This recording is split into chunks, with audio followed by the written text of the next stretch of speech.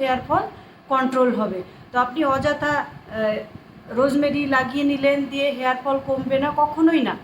আর skin সুন্দর রাখার জন্যে আপনার লাইফস্টাইল চেঞ্জ করতে হবে, ভাজাভুজিটা বন্ধ করবেন, আর ডেইলি জলটা ঠিকঠাক খাবেন। হ্যাঁ, তার সঙ্গে তো কিছু সাপ্লিমেন্ট লাগবেই, সেগুলো খেলে তবে স্কিন মানে প্রপার মিডিল এজে এসে প্রপার ঠিকঠাক যাবে।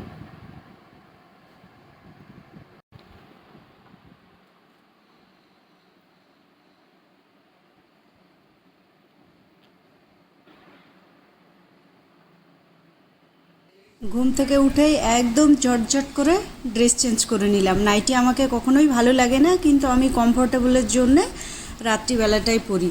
তো উঠেই জানেন আরও 5টা হাউস ওয়াইফের মতো আমারও কাজ শুরু হয়ে গেল। আমার ঘরে এখন কোনো মেড নেই, তো আমি একদম ঝটঝট করে ঝাড়ু দিয়ে নেব। আজকে প্রচুর কাজের চাপ, সানডে তো ছুটির দিনে খুব কাজকর্ম ব্যস্ত হয়। তো এই যে দেখেছেন আমার কিচেন একদম মেশি হয়ে আছে। তো প্রথমে ঝাড়ু তো দিয়ে নিয়েছি, তো এরপরে কিচেনের বাসনগুলোকে ক্লিন করব। গত রাত্রে আমার বাসন মেজে ঘুমানো হয়নি, তো সকালবেলায় তো মাজতে শুরু করতে হবে। তো আমাকে এই কাজটা ভীষণ বিরক্ত লাগে, বাসন মাজা। এই যে মুখের এক্সপ্রেশনে আপনাদের বোঝাতে চাইছি যে আমাকে বাসন মাজতে ভালো লাগে না, কিন্তু কিচ্ছু করার নেই। মেজে তবেই আমি ব্রেকফাস্ট বানাবো, রান্নায় বসাবো। তো প্রচুর বাসন এদিক ওদিক জমে আছে। আর আমার ভীম সাবানে কী হয় বলুন তো, প্রচুর হাতে র্যাশ বেরোয়, তো এই জন্য আমাকে সবসময় লিকুইড ইউজ করতে হয়।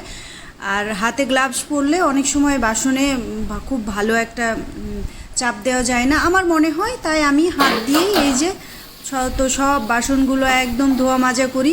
বাসন মাজতে মাজতেই আমি আরও কিছু কাজ, মানে বাসন মাজবো তার সঙ্গে আরও কিছু কাজ চলবে।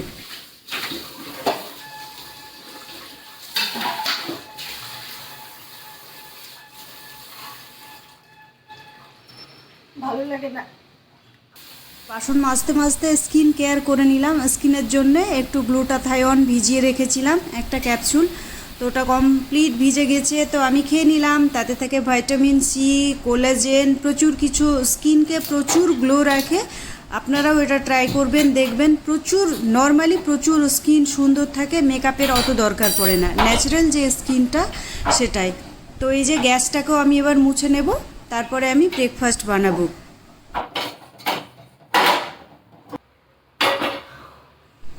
তো ব্রেকফাস্টের জন্য গ্যাস ধরিয়ে নিয়েছি। আমার লাইটারটা নষ্ট হয়ে গেছে, তো দেশলাই কাঠি দিয়েই আপাতত গ্যাস ধরানোর কাজ চলছে।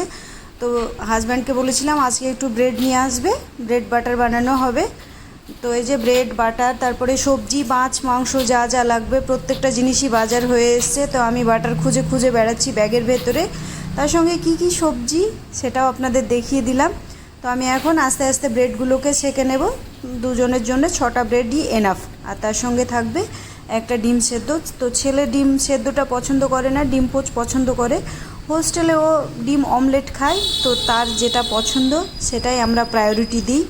সে যখন হোস্টেল থেকে বাড়ি আসে আমাদের ফার্স্ট প্রায়োরিটি আমার ছেলে, কেন কি সে কী কী পছন্দ করে তার পছন্দগুলোই চলে বাড়িতে, অন্য কারো কিন্তু চলে না।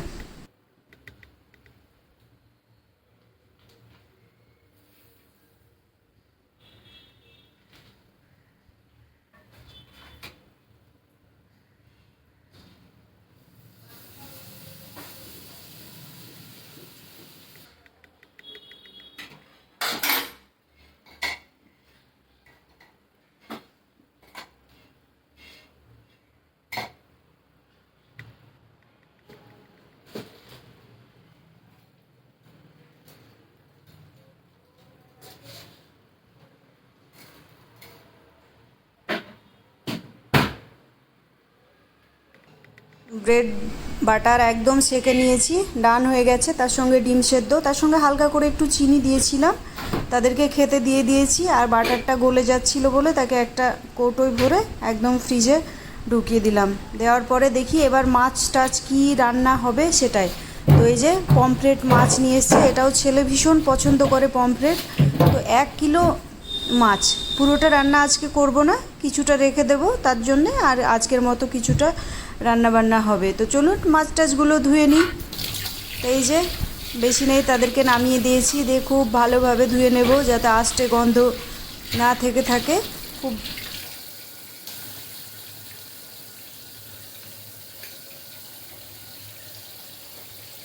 এই ঝুড়িতে তুলে নিলে কি হবে, জলটা ঝরে যাবে, তো মাছে হলুদ লবণ লঙ্কার গুঁড়ো মাখাতে ভীষণ সুবিধা হবে। তো এই যে মাছ ধোয়াও আমার কমপ্লিট হয়ে গেছে। আর আজকে প্রচণ্ড গরম পড়েছে, প্রচণ্ড গরম। তো এখন মাছ কাউন্ট করছি যে কতগুলো রান্না করব আর কটা রেখে দেব।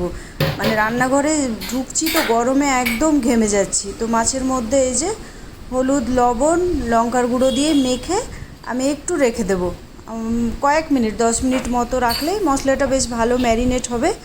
তো একদম লগড়িয়ে দগড়িয়ে মাছের জীবন বার করি। মাছ ভাজার জন্যে তো এই তো তাওয়া বসিয়ে দিলাম। তো তাওয়া গরম হতে থাক। আর আমি প্রত্যেকটা রান্নাই সর্ষের তেলে বানাই। আর বরের এইদিকে ব্রেকফাস্ট খাওয়া হয়ে গেছে, তো তার একটু লাল চা লাগবে, তো একদিকে লাল চা চাপিয়ে দিলাম। তো আমি সবসময় লাল চাতে আদা লবঙ্গ বেলিফ এগুলো খাই। এগুলোতে কী হয় বলুন তো, খুব সুন্দর হজমের কাজটা করে আদা আর লবঙ্গ তেজপাতা, এগুলোতে ফ্লেভার দেয়, ভীষণ ভালো লাগে। এইভাবে লাল চা আপনারা বানাবেন, খাবেন, দেখবেন খুব সুন্দর হয়। তো চাটা ছেঁকে নিচ্ছি, তাকে পৌঁছে দেব। এদিকে তেলও গরম হয়ে গেছে, তো আমি তেলে একদম মাছ ছেড়ে দেব, দিয়ে এক হাতে কাপ ধরেছি, এক হাতে মাছ দিচ্ছি। মানে ভাবলাম যে তেলটা যদি ছিটিয়ে, সামুদ্রিক মাছ তো চায়ের মধ্যে পড়ে যায়, তখন আর সেটা ভালো লাগবে না খেতে, গন্ধ করবে, তখন আবার বকাঝকা হবে। তো চলুন মাছগুলোকে একদম ঝটঝট করে ভেজে নিই। আর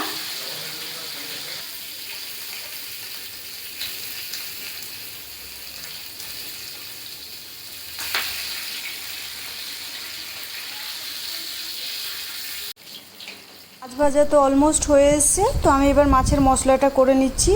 দুটো পেঁয়াজ নিয়েছি, কয়েকটা কাঁচা লঙ্কা আর 6 থেকে 7টা চারমগজ মানে তরমুজের বীজ নিয়ে আমি এবার মশলাটা করে নিই।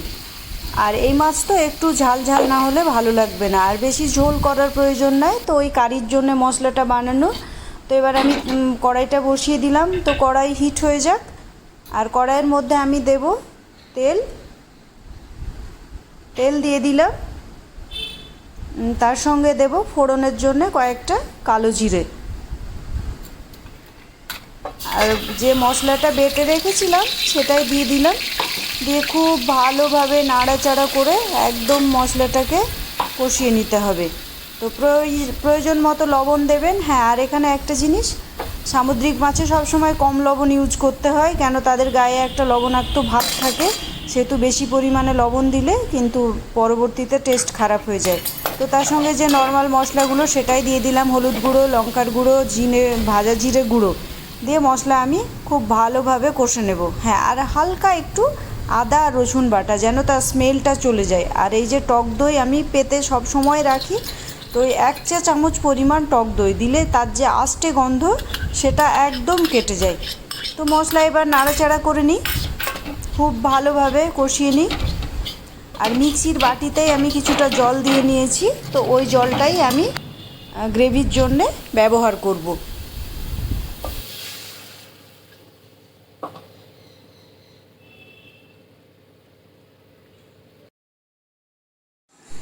তো এই যে গ্রেভিটা ফুটে গেছে, তো আমি এবার মাছগুলো দিয়ে দেব, দিয়ে খুব ভালোভাবে ফুটিয়ে নেব। আর এক্সট্রা যে ঝোলটা আছে সেটা মেরে দেবো। আর তার সঙ্গে একটু ধনেপাতা দিলে ভীষণ ভালো টেস্ট হয়।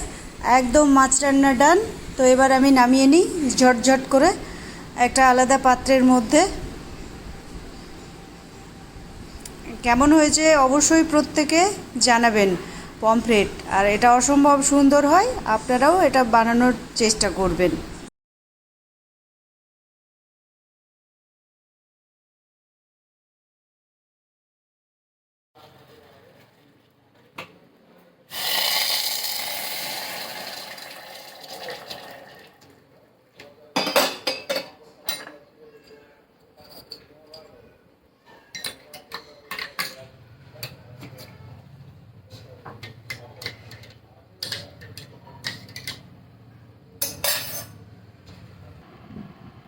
তো ব্ল্যাক কফি এই যে আমার তো দেখলেন বানানো হয়ে গেছে। তো ব্ল্যাক কফি খেতে খেতে আপনাদের সঙ্গে একটু ছোট্ট গল্প করি।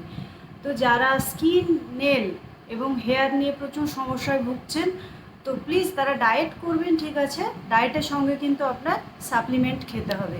এই যে হেয়ার ফল কিন্তু শুধু আপনার রোজমেরি ওয়াটার কিংবা রোজমেরি অয়েলে বন্ধ হবে না, কখনো হবে না। আগে আপনার ডাইজেশন সিস্টেম ঠিক করতে হবে, তো তার জন্যে কিন্তু সাপ্লিমেন্ট লাগবে। যখনই আপনি সাপ্লিমেন্ট খাবেন আপনার কিন্তু হেয়ার ফল কন্ট্রোল হবে।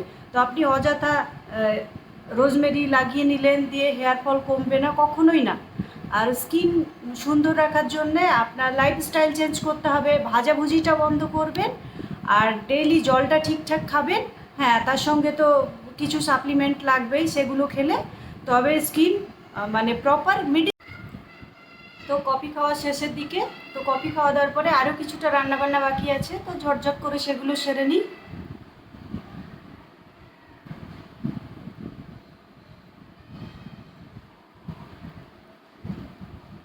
শান্তি প্লাস এনার্জি।